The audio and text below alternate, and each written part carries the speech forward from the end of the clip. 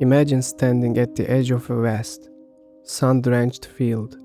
Behind you is a small, dim room where you have lived for years. You know every crack in the ceiling. You know which floorboards creak. You know exactly how much breath you can take before the stale air runs out. You have spent your entire life dreaming of this field, praying for the door to open, and then, one day, the lock clicks. The door swings wide. The light is blinding. But instead of running toward the sun, you freeze. You feel a sudden, inexplicable urge to pull the door shut. This is the great human paradox. We spend our lives yearning for freedom, yet when it finally arrives, we treat it like a threat.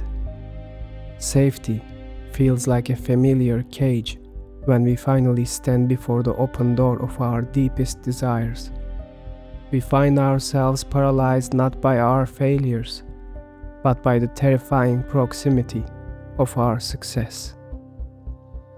Why is the cage so seductive? Because the cage is predictable. In the realm of human psychology, the brain prioritizes predictable over happy almost every single time. Survival in an evolutionary sense is based on the known. If you survived yesterday in the cage, the brain assumes you will survive today in the cage. The open field, however beautiful, represents a lack of data. It is the unknown. Safety, in this context, isn't about being protected. It's about being certain. We choose the misery we know over the joy we don't. Because the joy we don't know might come with a cost we aren't prepared to pay. This familiar cage is built out of old habits, unfulfilling jobs, and safe relationships that don't challenge us. We tell ourselves we are trapped by circumstances, but often we are the ones holding the bars, afraid that if we let go, we won't know who we are without the struggle. Every one of us has a curated identity, a version of ourselves we built to survive our upbringing, our traumas, and our social environments. Perhaps you built an identity around being the responsible one, or the victim, or the person who never asks for help. This identity was a shield. It kept you safe when the world felt chaotic. The problem arises when the life you want requires a version of you that doesn't need that shield anymore. The life of your dreams threatens the curated identity you built to survive. If you finally become the successful artist, the confident leader, or the person who is deeply loved, then the survivor has to die.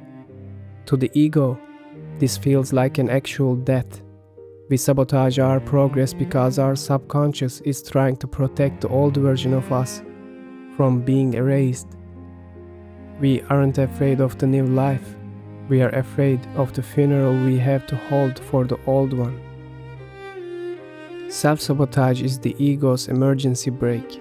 It usually happens when we are about 90% of the way to a breakthrough, just as we are about to sign the contract and the toxic relationship, or hit the publish button. We find a way to ruin it. We pick a fight, we procrastinate, we suddenly doubt our talent. This isn't laziness, it's a defensive maneuver. By sabotaging our progress, we ensure that we stay within the boundaries of our curated identity. It is a way of saying, see, I'm still the person who fails. I'm still in the cage. I'm safe. We would rather be right about our limitations than wrong about our potential. We choose the comfort of our old definitions over the vulnerability of a new reality. The most painful part of moving toward the life you want is the terrifying grief of outgrowing the people we used to be. Growth is not just an addition, it is a subtraction. To become someone new, you must say goodbye to someone old. This grief is real. You might miss the version of you that was messy and misunderstood. You might miss the friends who only knew how to bond with you over shared misery. When you step through that open door, you realize that you cannot take everyone and everything with you. The familiar cage was crowded, but the path to your deepest desires is often a solitary one at first. We must confront the sadness of leaving behind the version of ourselves that worked so hard just to keep us breathing. We have to thank that version of us for their service and then gently let them go. The image reminds us that the unknown, even when beautiful, is a threat. Beauty requires vulnerability. To live the life you have always wanted, you have to be willing to be seen, to be judged, and to be responsible for your own happiness. In the cage, you can blame the bars for your unhappiness.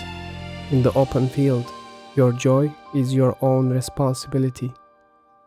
To overcome this fear, we must reframe our relationship with the unknown.